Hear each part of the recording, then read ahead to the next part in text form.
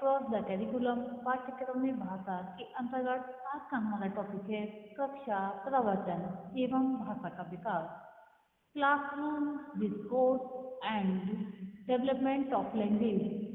सबसे पहले हम देखेंगे इंट्रोडक्शन अर्थात प्रस्तावना। ये व्याख्या प्रणाली का ही एक तरह से विशद रूप है। कक्षा प्रवचन यानी कि कक्षा में दिया गया प्रवचन यानी कि जो शिक्षा दी जाती है, जो पाठ्यक्रम भी होता है, उससे संबंधित जो भी प्रवचन दिया जाता है, पढ़ाया जाता है व्याख्या के रूप में, उसे कक्षा प्रवचन कहा जाता है। इसमें अर्थ व भाव को स्पष्ट करने के लिए भाषा शैली का विस्तृत विश्लेषण किया जाता है। इस प्रणाली का प्रयोग मुख्य रूप से उच्च श्रेणी की भाव प्रधान कविताओं को पढ़ाने में किया जाता है या फिर किसी विशेष कठिन शब्दों का व्याख्यान देने के लिए या अर्थ विस्तार देने के लिए उसको समझाने के लिए प्रयोग में लाया जाता है। भाव के स्पष्टीकरण के लिए एक टीचर एग्जाम्पल, दृष्टांत, सूफियाँ, कथाएं आदि का सहारा लेता है, जबकि भाषा की दृष्टि से वह एक एक शब्द की उपादेयता, शब्द बल दोष तथा वाक्य विन्यास का स्पष्टीकरण करता चला जाता है। इस प्रणाली की सफलता के लिए अध्यापक को गहन ज्ञान की आवश्यकता होती है, यानी कि सिर्फ अर्थ समझ लेने से कुछ भी नहीं होता। अर्थों में भी बहुत सी बातें ऐसी होती हैं जिसका विशेष रूप से व्याख्यान देना होता है, जिससे कि छात्र पूरी तरह से उसका सार समझ लें। तो इसमें क्या है, कक्षा में विद्यार्थियों की व्यवस्था देखनी होती है। इतने विद्यार्थी हैं जिसके हिसाब से प्रवचन दिया जाना होता है। अध्यापक एवं गतिविधियों के उपयोजन की दृष्टि में विद्यार्थियों के समूह निर्माण की प्रक्रिया को देखना होता है। कक्षा अंत प्रक्रिया देखनी होती है। अध्यापन अभिवृत्ति देखनी होती है। अध्यापकों का विषय पता ज्ञान देखना होता है। प्रदत्त काव्य है जो भी कार्य दिया गया है और आकलन की प्रक्रिया इसमें सम्मिलित रहते हैं। तो इसी के साथ हम सबसे पहले देखेंगे मीनिंग ऑफ क्लासरूम डिस्कोर्स के विषय में, यानी कि कक्षा प्रवचन का अर्थ। कक्षा प्रवचन का अर्थ के रूप में हम कह सकते हैं कक्षा में संकेतों की संप्रेषण होते हुए भी मौखिक तथा लिखित भाषा ही मनुष्य में संप्रेषण का एक श्रेष्ठ माध्यम है। अतः संकेतों व लिखित मौखिक भाषा द्वारा कक्षा में अध्ययन और अध्यापन की या फिर कक्षा में अध्ययन और अध्यापन ही कक्षा प्रवचन कहा जाता है। अब हम देखेंगे कक्षा प्रवचन की परिभाषा यानी कि डेफिनेशन ऑफ क्लासरूम डिस्कोर्स।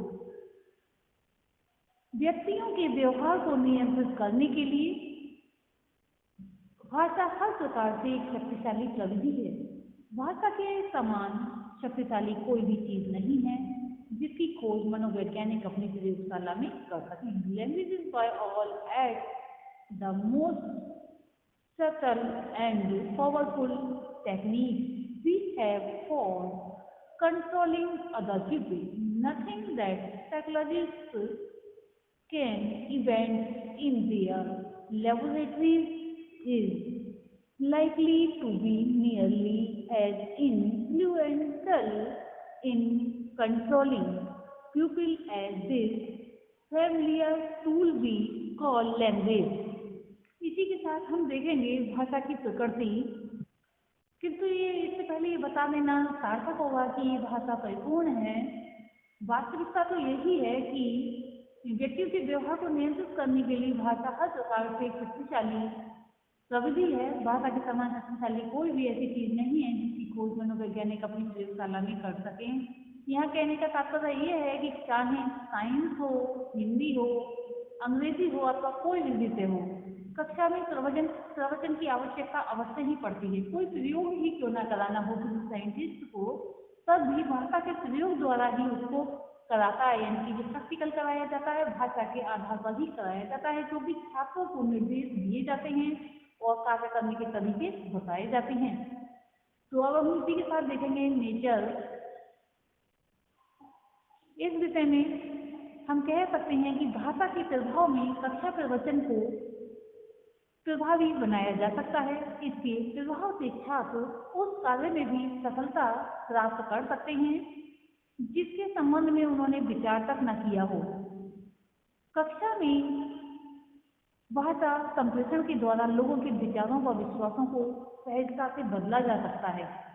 कहने का तात्पर्य ये है, कई लोग अडिग रहते हैं और अपने विचारों को नहीं बदलना चाहते, लेकिन जब कक्षा में ऐसे प्रवचन दिए जाते हैं जिसका प्रभाव इफेक्ट बहुत ज़्यादा होता है, तब व्यक्ति अपने विश्वासों को भी बदल लेते हैं। इसके कारण लोगों को जो है अच्छे से कार्य में लगाया जा सकता है, खुश किया जा सकता है और दुखी भी किया जा सकता है। भाषा संप्रेषण के द्वारा लोगों में नए विचार उत्पन्न किए जा सकते हैं। एक व्यक्ति को उन वस्तुओं की आवश्यकता का अनुभव कराया जा सकता है जो उसके पास नहीं है। इतना ही नहीं, इसके द्वारा व्यक्ति स्वयं को भी नियंत्रित कर सकता है। प्रत्येक दृष्टि से यह सार्वभौमिक स्तर का एक शक्तिशाली औजार है। जुड़वा बालक जिनका साथ साथ पालन पोषण हुआ है या समान आयु के बच्चे जिनमें आपस में घनिष्ठ मित्रता है, ये लोग अपनी भाषा के आधार पर भाषा के कुछ निजी संकेत बना लेते हैं और भाषा के इन निजी संकेतों के आधार पर आपस में संप्रेषण करते हैं। भाषा के कुछ निजी संकेत जो होते हैं उनके लिए आसान बन जाते हैं और उससे संप्रेषण भी उनका आसान हो जाता है। इन लोगों की ये भाषा अन्य लोगों की समझ में नहीं आती है। एग्जाम्पल के लिए, एक घनिष्ठ समूह में कुछ शब्द ऐसे प्रचलित थे जिनका अर्थ जो कि अच्छे नहीं माने जाते, बेवकूफ आदि थे। इस शब्द का अर्थ और प्रयोग उस 18 सदस्य वाले समूह तक सीमित था। बहुधा देखा गया कि अलग अलग रहने वाले समूह संप्रेषण के लिए अपनी एक निजी भाषा बना लेते हैं और उसका प्रयोग करते हैं। ब्राउन व लेनिबर्न 1954 ने रंगों की पहचान तथा उनकी शाब्दिक कोड योजना के संबंध का अध्ययन किया। उसने अपने इस अध्ययन में 24 रंगीन टुकड़ों को दिखाकर लोगों यानी तृतीय लोगों की प्रतिक्रिया नोट की। उसने अपने अध्ययन में ये देखा कि कुछ विषयी लोगों ने रंगों के लिए तुरंत एक पदीय नाम दिया, अन्य रंगों के संबंध में मन में अवरोध भी उत्पन्न हुआ और रंगों का बहुपदीय नाम भी दिया गया। ब्राउन तथा लेनिबर्न अपने इस अध्ययन के आधार पर इस निष्कर्ष पर पहुंचे कि जिन रंगों के नाम सरल थे उनकी पहचान भी सरल थी। ब्राउन 1954 ने पूर्व पाठशाली बच्चों की संज्ञान जो कॉग्निशन है का अध्ययन करके ये निष्कर्ष निकाला कि संप्रेषण पर भाषा का अवश्य प्रभाव पड़ता है। इसीलिए प्रवचन पर भी भाषा का प्रभाव पड़ता है। बहुधा ये देखा गया कि व्यक्तियों में भाषा द्वारा संप्रेषण के अनेक कारण हो सकते हैं, जैसे वे सूचना या जानकारी के लिए संप्रेषण कर सकते हैं, दूसरों से सहायता, दूसरों को आज्ञा देना, दूसरों से वायदा करने का, अपने विचार व्यक्त करने के लिए संप्रेषण करते हैं। ये भी देखा गया है कि भाषा द्वारा संप्रेषण इसलिए किया जाता है कि लोग जो है तैयार किसी भी कार्य करने के लिए तैयार हो जाएं, कि विशेष ढंग से व्यवहार करने के लिए या अपने विचारों को बदलने के लिए सत्यापन संप्रेषण का सामान्य किंतु महत्वपूर्ण कारक है। हम देखते हैं कि जब हम कहीं शॉपिंग करने जाते हैं तब किस प्रकार से जो दुकानदार होता है या फिर सामान देने वाला होता है किस तरह का व्यवहार करता है और अपने आप की जो भाषा होती है किस तरह से प्रस्तुत करता है। उसमें होता क्या है, जो खरीदार होता है, लेने वाला व्यक्ति होता है, ना चाहते हुए भी उसकी बातों में आकर सामान खरीद लेता है। इस प्रकार जो है भाषा का बहुत ज़्यादा महत्वपूर्ण स्थान है और समस्याओं का अध्ययन सामाजिक अंतःक्रियाओं में रुचि रखने वाले मनोवैज्ञानिकों ने बहुत प्रकार से किया है। साधारण भाषा में नई नई वस्तुओं के लिए शब्द नहीं होते हैं, विशेष रूप से उन वस्तुओं के लिए जो आधुनिक विज्ञान की खोजें हैं।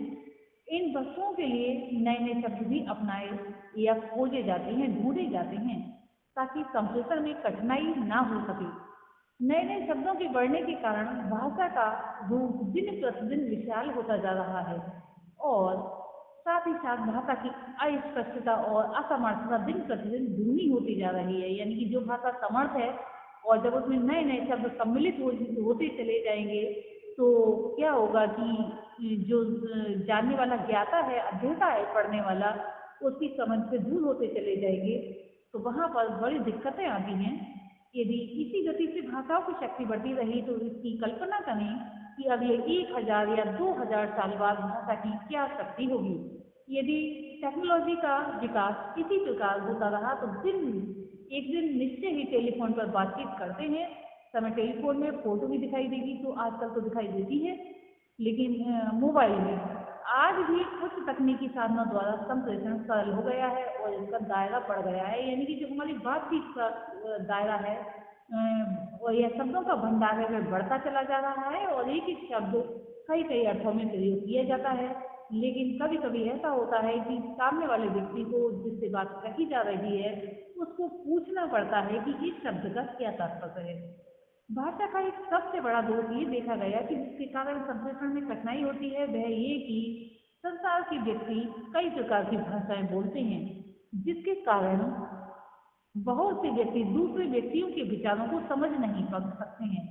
विश्व के कुछ महान और सभ्य व्यक्तियों का ये स्वप्न रहा है कि प्रत्येक व्यक्ति को अपनी राष्ट्रभाषा के साथ साथ एक अंतर्राष्ट्रीय भाषा को भी सीखना चाहिए।